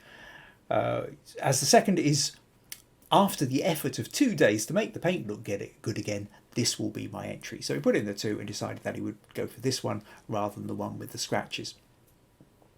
So I think this is one of those where, again, it becomes a case of the story adds to the photo. Without the story, I think the photo, what happens is we have this big sea of red, but so what draws our attention is the little space within the red, which is the indicator light and the little SRI, which probably aren't enough in themselves to really grab your attention. But once you realise that actually this is about polishing up the car, which had all these little micro scratches in it and everything else, then this becomes a picture of triumph. It becomes a picture of, yes, I did it, and the satisfaction that goes along with that. So, yeah, thanks for sending that one in, Ben. And I'm sure everybody here who's ever tried to clean a car and get rid of all the little scratches will be feeling for you and sharing your sense of triumph. That's a very nicely polished car panel, that. So thanks for sending that one in, Ben. Right, and VG says, trials and triumphs and absolutely scratch-free. Benedito says, yep, the reward of the effort. April says it's a good shot. Cool. So next up then, so Ben Craven, Ben, not Benedito. So Ben is... Ah, yes, this was a really fascinating photo. Oh, sorry, done that one. Let's flick over here. So Ben says, I chose this. I found choosing a subject very challenging, and having chosen my subject, getting the exposure right was challenging too. Our bathroom door has a big crack in one of the panels. Months ago, we put multicoloured gels behind the crack so that, seen from the hall, it glows when the bathroom is lit by daylight. I changed one of the multicoloured gels for a plain red one, possibly an entrant for the minimalism challenge too. And I love this, absolutely love. I love the idea of it as well, that you've got this big crack in the door, so he's put a bit of gel, a red gel on the other side of it, so that when the sun comes out and through the daylight, if the door's closed in the hallway, the daylight behind is lighting up this red crack. It's almost something out of a science fiction movie. I'm sure I don't know quite what it's ringing bells from, but that notion of this sort of crack glowing behind, maybe it was Close Encounters of the Third Kind, where you've got lights kind of coming through the edges and the cracks of the doors. But I think first of all, I think it's a wonderful way of getting around. You've got a crack in the door, rather than filling it or plugging it in with filler, is actually to make a feature of it, and actually to make a light feature of it, I think is such a wonderful idea. I really do. And then taking the photo of it, creating this plain set door, which is without the crack, is just a door and it's a door. What else do you say? But then you have that crack and you've got that red streak in it, and it immediately makes you go, wow, what's going on there? Why is that happening? And then to hear the story behind it and to think, oh right, if ever I end up with a bathroom door with a crack in it, or any door with a crack in it, maybe the idea is to actually make a feature of the crack rather than to try and necessarily get rid of it. So definitely smug points there. I think you're going to have smug points for the concept and as well as the follow through with it as well there, Ben. So really love that. Thank you for sending that one in and telling us the story behind it. So what have we got here? Stacey says, I like the slight crack. April says, interesting. Maggie says, love the abstract picture of your photo, Ben. Jackie says, clever idea, Ben. Michelle says, clever idea. April says, could be the cover to a movie DVD. Inga says, and real storytelling. Paul says, here's Johnny, making a reference to The Shining and Jack Nicholson hammering his way through, well, not hammering, using an axe to break his way through the bathroom door. VG says, I grab a Ben. Stacey says, normally people would replace the door. So, yeah, but Ben's not normally people. Wonderful. Great. Okay, so we're now into the last run, last half dozen photos or so. So fascinating ideas, lots of different takes on all this. So next up then we've got April. So April goes with a barn. That's big and red. And April says, love this barn with its shadows and the stairs. And its shadow of the stairs falling on it. And I thought, yeah, that's right. Here we go. There's some quite amazing shadow there. But this is one of those points where actually I have to say, I saw the red barn, then I read your thing about the shadows, and then I went back and I noticed the shadows. I didn't notice the shadows straight away because this is where the barn is so red and big and bold and taking up the space that this is one of those times where I think actually it dominates. Now, if you're wanting the red barn, you have the red barn. But what grabbed your attention was the shadows. And I think that the shadows really are lovely. I love those diagonals. I love the way the shadows move across the slats of the barn. But at this point, I think the barn is too big for it. And just that bit of zooming in, if I just come in here like this, and you just sort of zoom in, something like, maybe just get the top of the door in. So essentially, you recrop it to that. Now, if you do that, and then maybe play a little bit with the clarity tool or the contrast, deepen the shadows a little bit, I think then at this point, the story is about the shadows on the red barn, and the red barn is certainly a huge part of it, but the shadows is the primary story and the barn is the support for the shadows. Whereas when I think you're like this, the barn is the story and the shadows are a secondary part to it. So this is very much one of those things where I talk quite often, and I'll say it again, and I will continue to say it probably most weeks, about understand the story. If you understand what it is about the photo that has really grabbed your attention, then that helps you make the next step, the next decisions within your photos. What is it I'm photographing? What is it that I'm finding particularly interesting? And yes, there's a big red barn, but what I'm finding particularly interesting is the shadows on the barn. In which case, maybe I need to zoom in. If I want to make the shadows the primary story, I need to be closer in so that the barn isn't overpowering that. So, worth understanding that this photo zoomed out to here, the photo is all about the barn, the shadows are almost incidental. Whereas, crop in to something like this, and now the story is about the shadows, especially if you then enhance them a little bit with the editing, and the barn is there as the support for the shadows. But I do love those shadows. I love those diagonals, and I love the way the diagonals cut across the really strong verticals and horizontals and the slats that come with it. So wonderful photo. And thanks for sending that one in, April. So,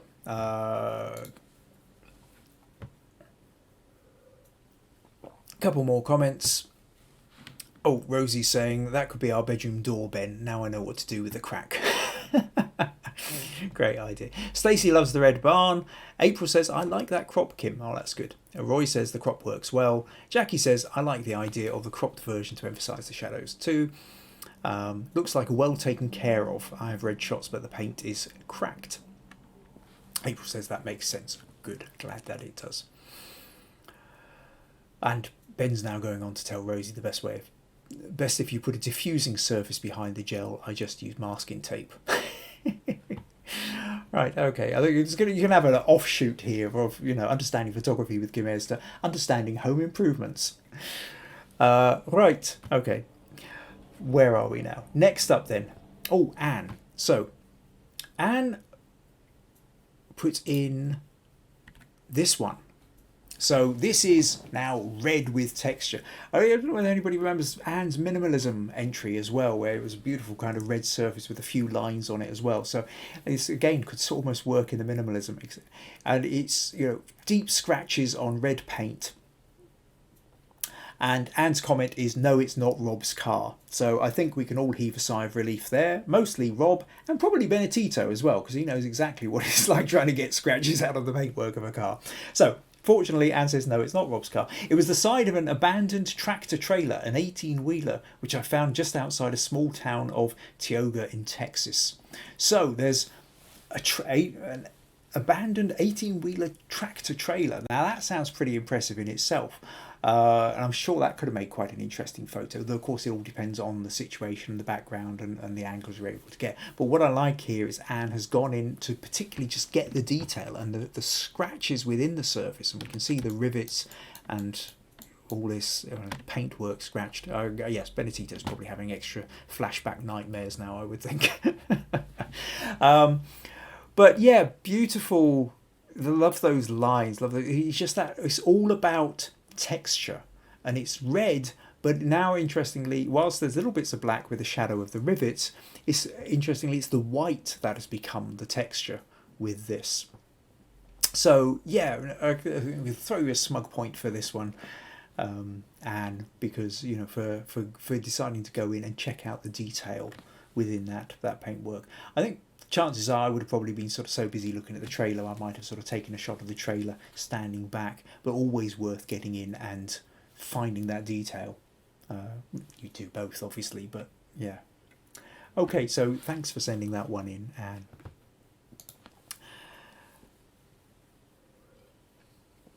So Robert says, Anne thinks that is funny. I didn't. Brilliant. April says, total minimalism, great for the red minimalism contest. Maggie says, yes, gorgeous texture, love the rivets. Roy says, strong diagonals. Ben says, I get a strong impression of how the surface would feel to my fingers. I think you're right there, Ben. It's very textural. You can feel that roughness. You can imagine that across your skin. Robert says, Anne appreciates the smug points. Said I didn't get one.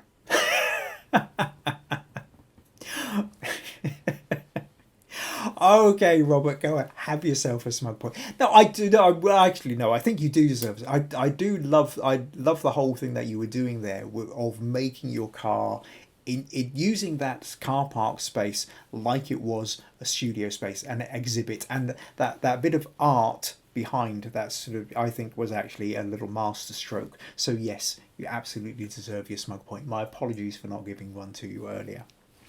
Okay, cool. Right, okay, on to Angela. So let's flick. Oh no, not that one. Let's go there and click. Oh, wrong again. Angela.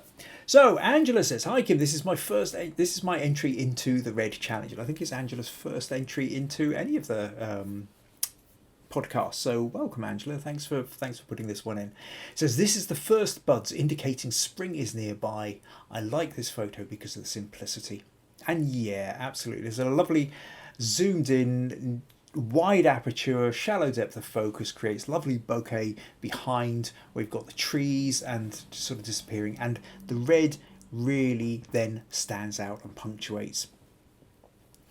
The only thing I would say with this, Angela, is that you've got that red sort of smack bang in the middle of the photo.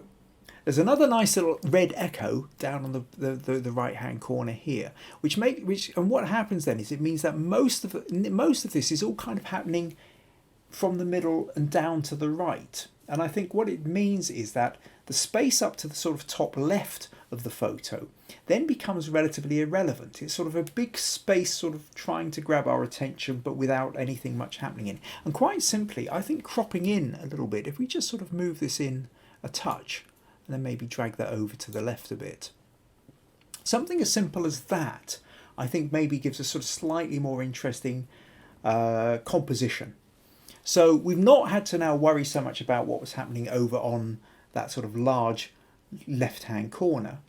We've now sort of moving slightly kind of rule of thirds. We've sort of this head of buds is now really grabbing it. You've got a line of twigs running before, which is creating leading lines towards, as well as the twig of itself. Got all these lines leading into it, and so all your attention is taken here. But then I do love this little outer focus bit down at the bottom right hand side. It's sort of an echo, and echoes can sometimes be a really strong little compositional device. So if you, and maybe you would sort of a little bit of sort of slight shift, a little bit more space around the bottom of that one as well. So sort of something, yeah, you have to play around a little bit with the crop. But I think if you were talking in that kind of rule of thirds idea, if in the top third you've got the main bud head, and then in the bottom third corner you've got that little echo, I think that will probably work best in its composition. But yeah, lovely idea, especially with the kind of the dull winter greys softening out, then that bright red really punctuates. So thanks for sending that one in, Angela.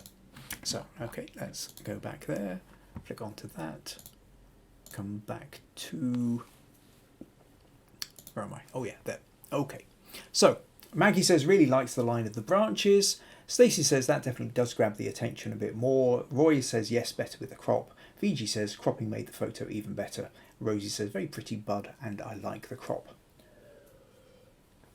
Cool. Okay, so next up then we're on to Alex. And excuse me. Oh yes, I do like this one. So this is a red, yellow, vibrant sun colour. Just grabs you and smacks you between the eyes. There's no hiding from this photo. We're not playing with subtle hints of colour. This is just bright and colourful, and I think puts a smile on your face. Well, it puts a smile on my face. That how can you look at these colours without just feeling energised and uplifted by them? So those fantastic yellows and reds. And what I really like about this is we've got the sunflower behind, obviously faded out. We've got these leaves in focus, but then there's a little bit of out of focus in the front as well. A little bit like we were talking earlier about Bob's poppies, is that sometimes that little bit of out of focus in the foreground actually helps, and to having your focus point a little bit more into the midground actually makes it slightly more powerful, I think. What I also love about this is these droplets. These droplets are fantastic on the. So not only is it adding texture though, but the droplets have become like a magnifying glass or like a lens ball. So remember a few weeks ago VG was putting in various images using a lens ball. We talked a little bit about lens balls and how lens balls can act as you focus on the lens ball, and what you can see through the lens ball, the background, even though it's out of focus of the camera, becomes really sharp within the space of the lens ball. And what we find here is the same thing is happening with these droplets. So that out of focus sunflower in the background is suddenly in focus in these droplets. The droplets that are actually still on the leaf, you're getting incredible sharpness of the texture of the, sorry, not the leaf, the petals rather.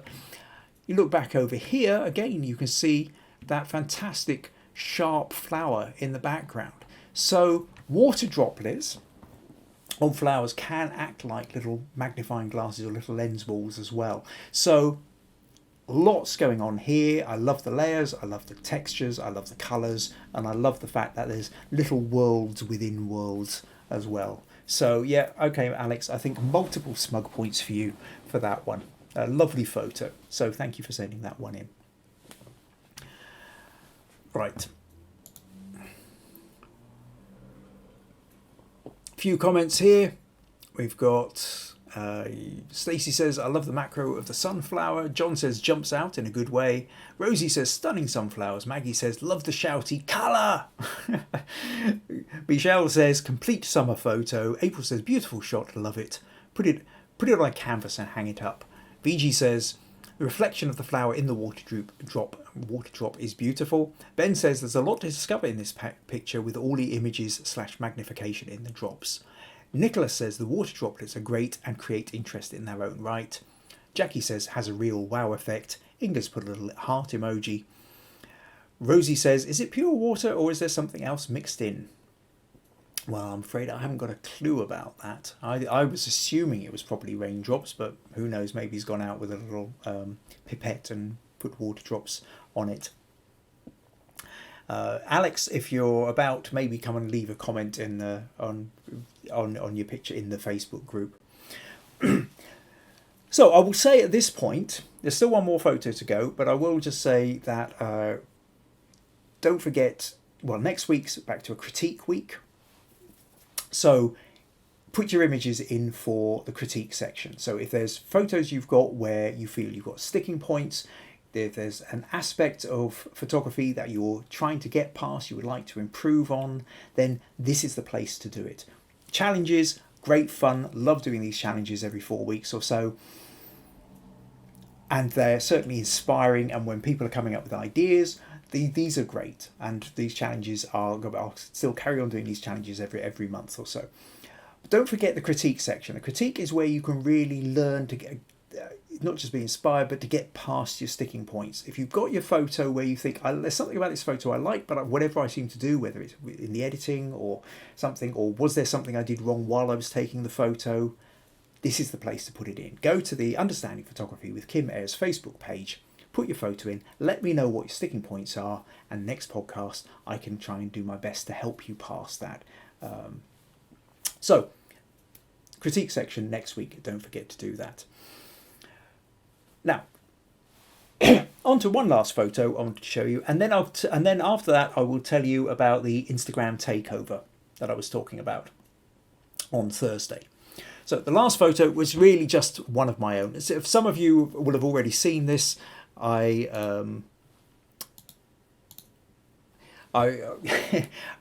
because I put it up as my avatar on my personal Facebook page. I also shoved it onto my Instagram one.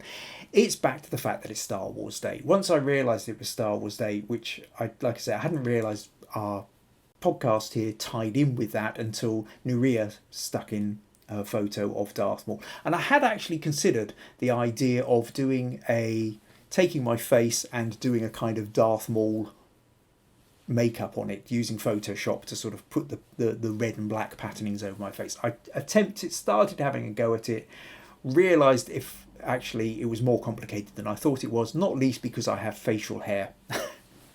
And all the tutorials on YouTube on how to do this start off with somebody who's bald, or they make them bald by photoshopping out their hair first before they then do all. So anyway, this was never going to work with a beard. So I thought, okay, let's try something else. And so what I decided to do was play with the lightsaber idea. And I created this. So some of you might recognise this photo from when we did the self-portrait challenge a month or so ago. And I created this photo of, I created a photo of me sitting there holding a glass of whiskey, looking thoroughly miserable with a trilby on. And it was about playing with the light. So what I did was I took this photo and I created a lightsaber effect. So that involved a number of things, including creating the white, creating the red glow, and creating the red glow on the table, on the face, and everything else. And it's just a bit of fun, really. So because it's Star Wars Day, May the 4th, so I thought, okay, let's do my own May the 4th. So I've got my whiskey lightsaber there. Now, I haven't yet decided what I'm doing for, other than the critique. I'm not quite sure what the theme of what I will do for next week's podcast. If you're interested, I could do a breakdown of this, of how I created this effect in Photoshop. It's not massively complicated. It's just a case of going through a few steps. If you think you might like me to show you how I did this and give you next week, then leave a little comment in the Facebook group saying yes please, or even no thanks. If nobody's interested, then don't worry, I'll skip past it. It was just an option for next week because I haven't decided what I'm going to do yet. So let me know if that's something you'd like me to do. Meanwhile, so yes, whiskey lightsaber and how to create them. So let's flick back then, and okay, any last comments on that? Ben says, I love the incongruous facial expression. April says, very creative. Rosie says, love it, would like to know how you did it. Stacey says, I like how you added the red line and glow. I'm trying to do more composites and would like to learn more. Cool, okay. Jackie says, that would be great if you would show us, Kim. Roy says, yes, I would also like to know. VG says, editing this should have been a great feat. So okay, so we've got a few yeses in. So okay, I'll probably do that one then. Okay, throw that in for next week. So now the Instagram takeover I wanted to talk about. So there's I'll mention it again later in the in the Facebook group. I'll mention it probably on Thursday just to remind people. I'll just quickly shove it in the comments here. The Instagram address is Upland. So at Upland. So at Upland_CIC. Now, basically, on Instagram, I'm not doing the Instagram takeover of the stories of the pictures. I'm doing the stories page. So anybody who's into Instagram also knows that there's the whole stories feature. And what's coming up is Spring Fling. Some of you may have remembered that back in autumn. Well, Spring Fling is one of these events. That's a quick explanation of Spring Fling. Spring Fling is one of these events that happens usually in the last weekend of May every year. It has for about coming up to 20 years. Where in southwest Scotland, anything from 50 to 100 artists will open up their doors for the weekend, and you can go round all the studios and visit them and meet the artists in their studio, buy from them directly. Now, last year, of course, due to COVID, that got postponed, put on hold, then things got shoved over and put online. We ended up back in September doing a kind of late autumn version of Spring Fling. That was a purely online event. This Spring Fling, we're back to the usual time of last weekend in May. But again, we've got a problem with, we decided not to open the studios. Although lockdown is easing in the UK, it's still not completely back to normal. People are still having vaccines. They're still watching out to see whether there's going to be new spikes. There's still plenty of people who will feel very wary about opening up their studios and having a whole crowd of people coming in. So it's still mostly an online event. Now, Spring Fling being the event, Upland is the organisation for which Spring Fling is the flagship event. So Upland is a kind of larger organisation which does all sorts of things for artists in the area, putting on events, doing funding, various bits and pieces.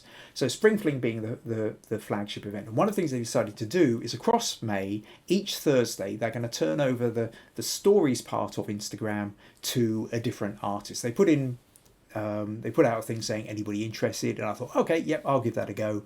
And I got an email back just before the weekend saying, oh great, could you do this Thursday?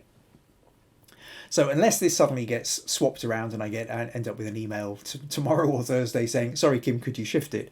It's looking like this Thursday at Upland_CIC on Instagram. On the YouTube version, I'll stick the thing under here. I'll also put the description in the comments, and on the Facebook page I'll put the link as well. I'm going to be taking over the stories section of Instagram on Thursday. So between 9 and 5 I'll be putting up anywhere between 6 and 12 posts. So do tune in. I've got my own, you can see up here, at Kim Ayres Photography is my own Instagram page. So if you're on Instagram, do come and follow me on that as well. And I dare say I'll be cross-posting to my own stories as well, so you can follow them there. So if you're into Instagram, do come join me on Thursday. So I think that's pretty much about the end of this show. If you found it interesting, if you would like to support the podcast, then buymeacoffee.com/Kim Ayres is the place to do it. Thank you to everybody who sent in their red photo submission for the red challenge. I hope you found it interesting. I hope you found it interesting for everybody who's created a photo especially for this, or gone and rummaged back through all their folders to find a photo that they wanted to put in. Thank you to everybody for this. Descriptions as well, because I think the stories behind these photos are often just as interesting as the photos themselves. And hopefully we've all become a little bit more inspired to go out and try some of these ideas ourselves as well. So next week then, critique section, get your photos in for the critique, and I'll also do a little bit of, I'll run through. I won't spend that. It's not a huge thing, so you don't have to worry about me spending it. If those who aren't that interested in the editing process, it won't take that long. But I will tell you how I did that, how I added the lightsaber effect in Photoshop. Great. thank you very much. Last few comments. Roy says some very different approaches. Great. Fiji says good night, friends, and thank you. Ben says thanks, Kim and everyone, for an amazing variety of pictures. April says have a good weekend, everyone. Russ says great night once again, Kim. Take care, everyone. See you all next week. So absolutely wonderful. Thank you to everyone who's turned up. And Rosie saying good night. Jackie saying thank you, good night. Inga saying good night. Okay, so we're into the full good nights, and I can see the numbers dropping off as we go. So thanks once again, and I'll see you all next Tuesday. But hopefully I will see some of you on Thursday on Instagram too. Take care. Good night.